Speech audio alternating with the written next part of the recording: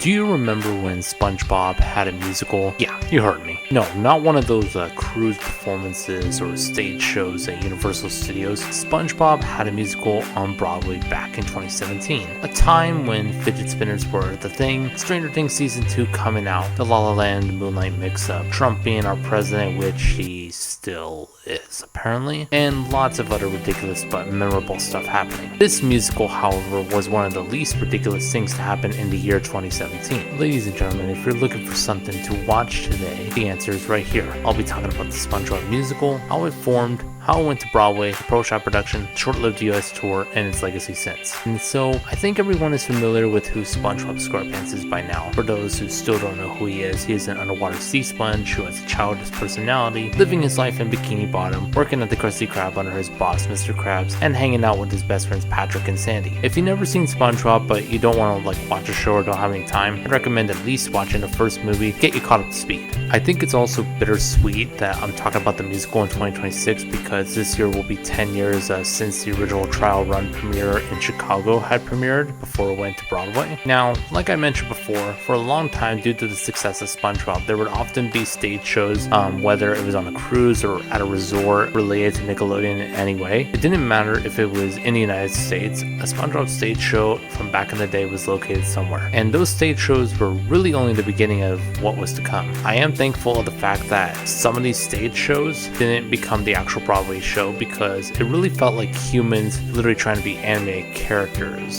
It's kind of hard to explain, but it just didn't feel right with those previous stage shows before Broadway. To me, for a stage show SpongeBob to work, it needs to acknowledge the limitations that actors can do on stage compared to how animated characters on the show, where they have more flexibility and really no limits. Obviously in real life, that's sometimes not a possibility for some people, and especially, athletic ability.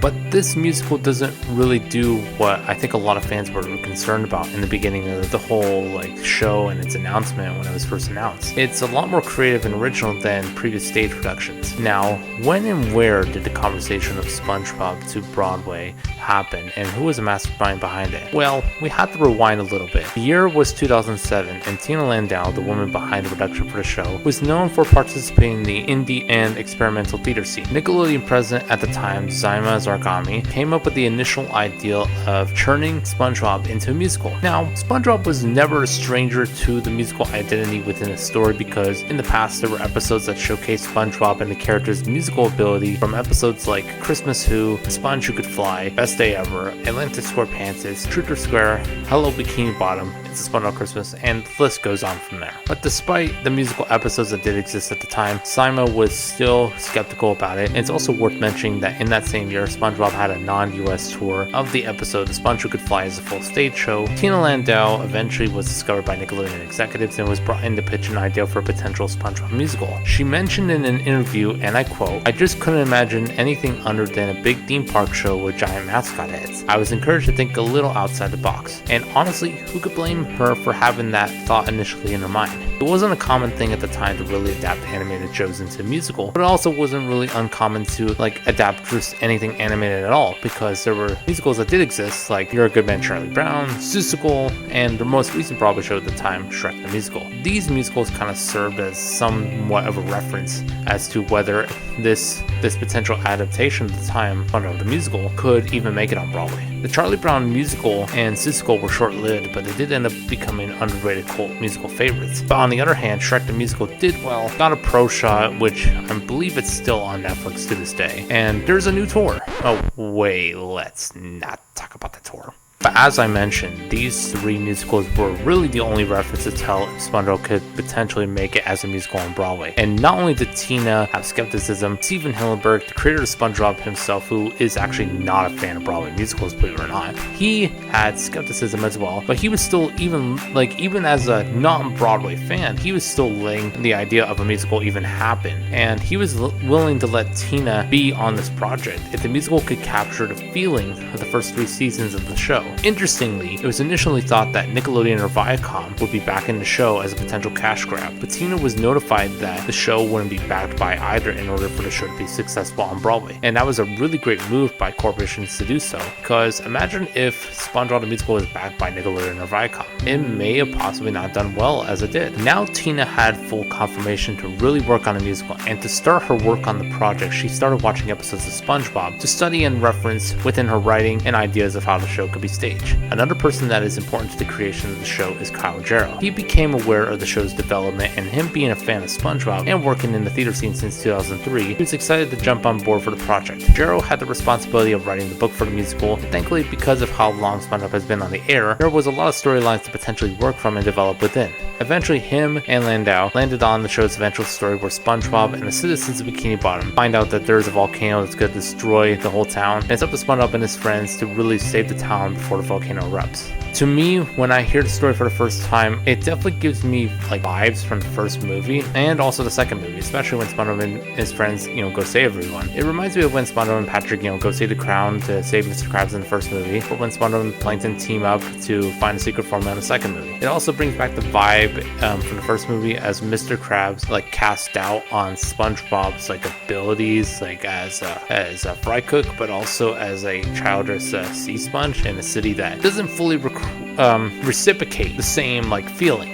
And that's one of the reasons I actually really love the show, is because it definitely represents the people that stand out in life, because, SpongeBob, he likes, things that not everyone else likes. He likes, things like Mermaid Man, he likes to go jellyfishing, he likes, bubble bowling, he likes all that stuff, whereas every other fish in the sea, you don't really see them even doing that. So I really love how it shows the people that really stand out, that have these certain interests, and people that may be a social pariah or the weirdo in the world, whether if we intended to be one or not. To me, within this character, it was a statement that we weren't alone and we were allowed to be ourselves. We were allowed to be weird in this crazy and rude world that we live in. I mean, there's good and bad, weird people, but SpongeBob was definitely the good weird for sure. Now, remember when I mentioned the acknowledgement of limits within telling the show on stage? Jarrow talked about how there wasn't going to be any pop culture references, nor would there really be any romantic storylines, which I don't know about. How do you explain this Plankton and Karen scene? At least they both acknowledged that there will be both kid and adult jokes, which honestly, that is the best formula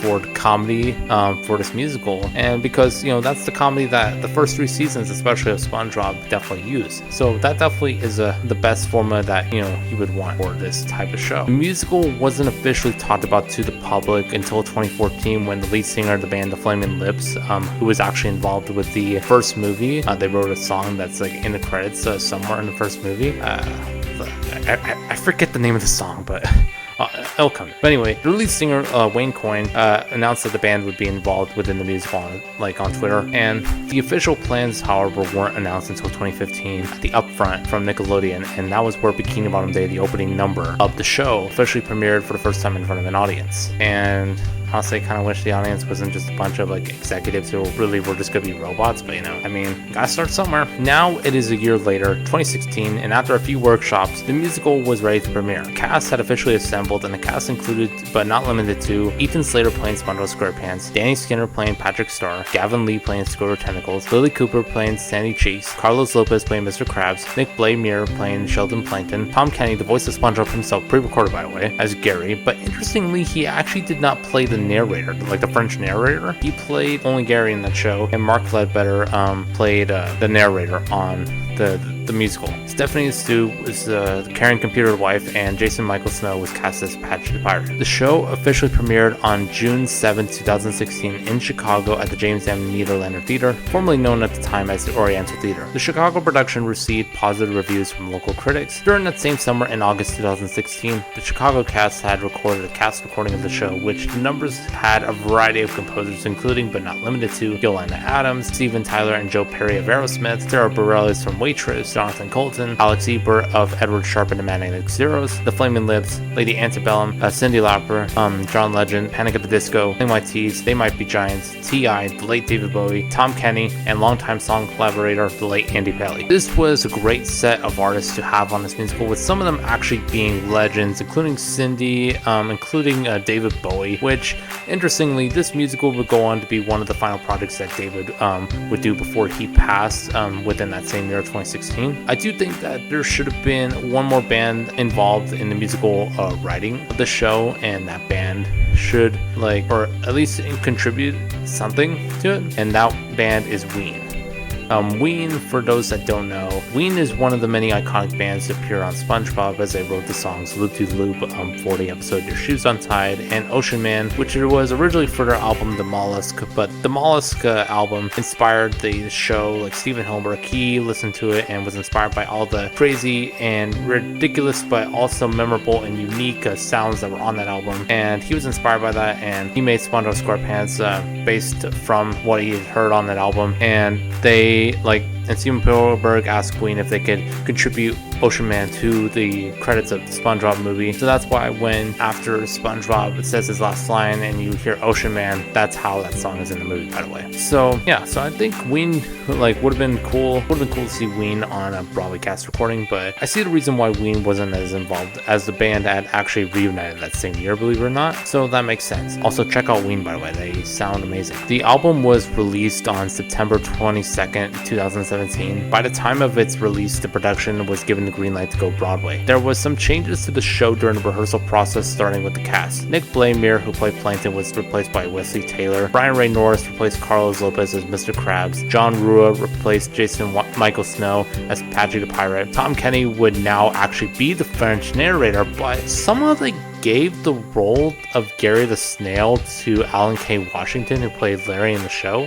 Why couldn't Tom just play two of the characters? It's pre-recorded, by the way. Why couldn't he just play both characters? I don't get it. And also, not only that, when it comes to Plankton, I think Wesley, the original Broadway Plankton, I think he did pretty good with his role of Plankton, but me personally, I kind of prefer Nick's version, Nick from the Chicago version of the show. I prefer his version a little bit more. To me, it just felt more accurate to the character. Just his acting felt more accurate. That's just my opinion, but but Wesley is also pretty great in the musical, so definitely check out the pro shot and you'll see what I mean.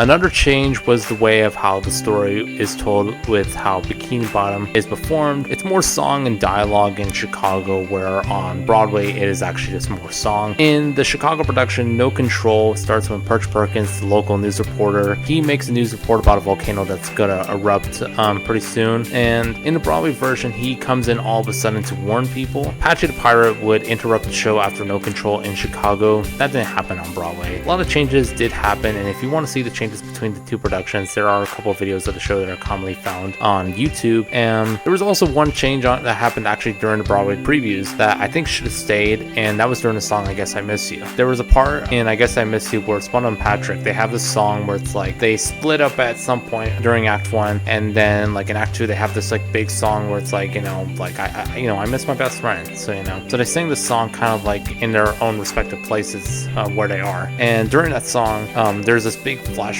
moment that happens where they show scenes from the show as the memories and flashbacks that these two knuckleheads had together. And honestly, that was pretty cool in my opinion, just to see that happen on stage, even though they took it down soon after. But I can see why though, because in one video of the show, there's you can hear the audience laughing when they project those images. So unless if you're trying to portray the song as supposed to be the stereotypical sad song, but it's mainly a comedy song, for example, I'm All Alone from Spamalot is supposed to be the stereotypical sad song, but it's a comedy song. If you're portraying it in that kind of sense, I guess it works. But if you're portraying it as the traditional sad song and you want it to be sad, then then unfortunately these photos will not work, unfortunately. So I definitely get the reason as to why they probably removed it during previews.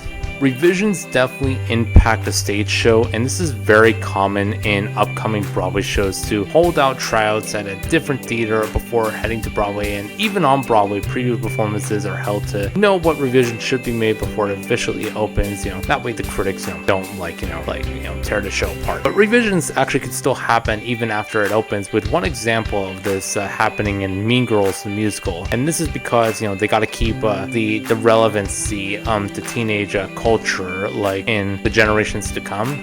They got to keep the relevancy, which is why they keep changing the show, even though the changes are not that great. I'll be talking about that musical, by the way, soon. I don't know when though. The Broadway production started preview performances on November 6, 2017, and officially opened on December 4, 2017, with the cast of the TV show attending, and Steven Hillenburg, the creator, as well. It's honestly hard to believe that he would not be here with us, like just 1 year after that premiere. Like it's crazy, honestly. Rip Steven, by the way. The show earned praise from critics and was earned 12 Tony nominations. Only one award was won, and that was for David Zinn, who won Best Scenic Design for a Musical, and you know what? He earned it. The scenic design of the show is incredible, and I love how they chose to decorate the show in a more natural and realistic way than scale like an actual model of Bikini Bottom. Despite earning a lot of Tony Awards for the show, the production eventually closed on September 16, 2018, mainly because the Palace Theater was getting renovated and elevated above the ground, where the project was completed in 2024.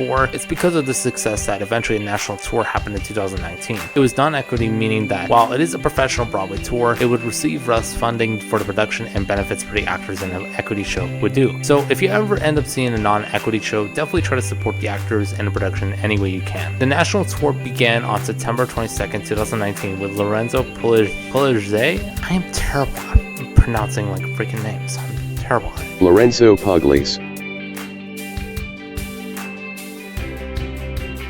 But yeah, he played SpongeBob. Bo Bradshaw played Patrick. Daria Pilaridis played Sandy. Cody Cooley played Squidward. Zach Kononov played Mr. Krabs. Tristan McIntyre played Sheldon Plankton, and Caitlin Orr played Karen, the computer wife. While this production happened, another production of this show happened at a place called the Theatre Royal, Plymouth in Devon, England. This was the place where the professional shot production of the show happened. Most of the original Broadway cast returned to perform in the show, and this time Tom Kenny, the voice of SpongeBob himself, would finally make an appearance on stage, and he performed as Patchy the Pirate on stage. The performance eventually premiered on Nickelodeon on December 7, 2019, literally 2 years after Broadway production had happened. This performance eventually got released on the DVD and Blu-ray. The national tour was still happening, and in 2020, this is when it started to take an unexpected turn and why I never had a chance to see it myself in person. The tour closed because of COVID pandemic, and literally when it closed, it was literally about to hit Los Angeles, and I remember being sad that I was not going to see the national tour. It made it to San Francisco, but it did not make it to Los Angeles. Now, originally, I thought this tour was going to be temporarily closed, but eventually, because of the unpredictable nature of the pandemic early on,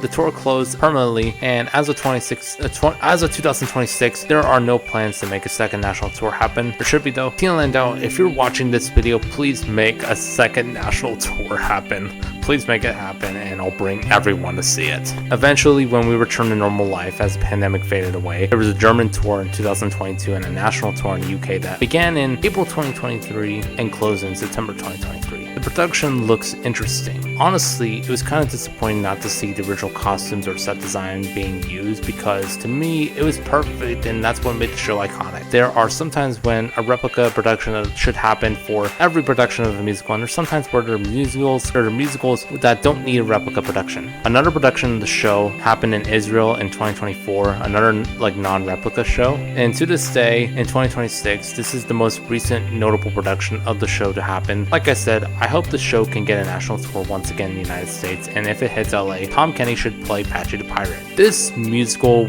when I first found out about it back in early 2017, brought me so much joy, and it still does, especially as someone who was discovering musical theater at the time. I did get the chance to see it at a local production of the show, which I will say, compared to all the other non-replica productions of the show, this one was honestly the best version of it, and it wasn't because it was in my town or local, like people. I liked it because, the set design, the costumes, and the performance was, really on point. I almost had the chance to perform this musical when I was in high school. Like literally my theater teacher was like considering it because she saw that same production. Unfortunately, that did not happen because it wasn't everyone's type of comedy. At least that's what I've heard. But I can guarantee you that compared to one of the recent movies, we would have had a better time performing this musical than performing a movie like the Sandy Cheeks movie. I have a lot of thoughts about that movie, and we will be talking about that movie very soon, because that movie was horrible.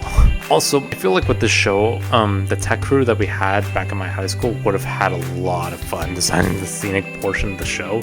That's just me. Since closing on Broadway, the show expanded worldwide, especially the licensing rights for the show becoming available in 2020, and I still listen to the musical a lot of times because of how great the music is along with the story. I will say Ethan Slater, the original Broadway SpongeBob, his life definitely changed a lot after SpongeBob, with him being in Wicked as Bach the Munchkin, though he did divorce his wife for Ariana Grande. Let's be clear. He did divorce her for her. The news about it was so massive to the point where people literally thought Tom Kenny was the one that was dating Ariana Grande, because the news headlines had put out SpongeBob is dating Ariana Grande.